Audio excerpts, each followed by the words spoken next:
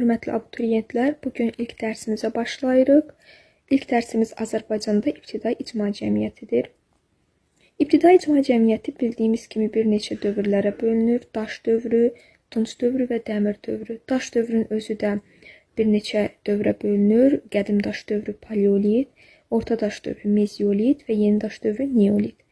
Paleolitin özü də 3 yerə bölünür. Alt paleolit, orta paleolit və üst paleolit. Gələk indi bunların minilliklərinə.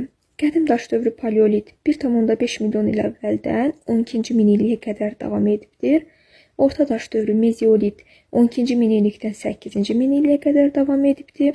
Yeni daş dövrü neolit 8-ci minillikdən 6-cı minilliyə qədər davam edibdir və daş dövründən metal dövrünə keçid dövrü eneolit adlanır, yəni mis daş dövrü.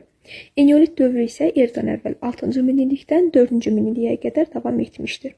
Tunç dövrünə baxaq, hörmətli abituriyentlər. Tunç dövrün özü də erkən tunç dövrü, orta tunç dövrü, son tunç dövrü və ilk dəmir dövrü. Əziz abituriyentlər, erkən tunç dövrü 4-cü minilliyin ikinci yarısından 3-cü minilliyin sonuna qədər davam edibdir.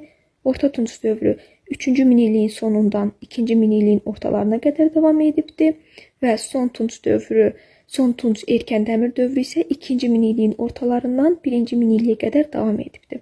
Dəmir dövrünün özü isə 14-7-ci əsrlər əhatə edir. İndi alt paleolitdən biraz danışaq. Alt paleolit 1,5 milyon il əvvəldən 100 min il əvvələ qədər davam edibdir. Bu dövr quru çay mədəniyyəti adlanır. Azərbaycanda alt paleolit dövrü ilk insan yurdu aşkarlanmışdır.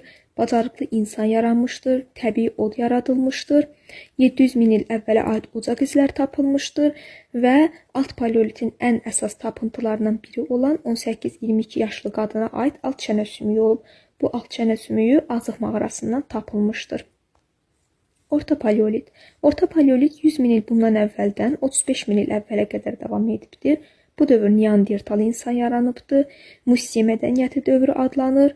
Mustiye Fransada yer adıdır. Ona görə, yəni orta paleolit dövrünə aid bir çox tapıntılar Fransada tapıldığına görə Fransanın bu Mustiye vilayətində. Ona görə də bu dövr Mustiye mədəniyyəti dövrü adlanır. Axirət dünyasında inam yaranmışdır.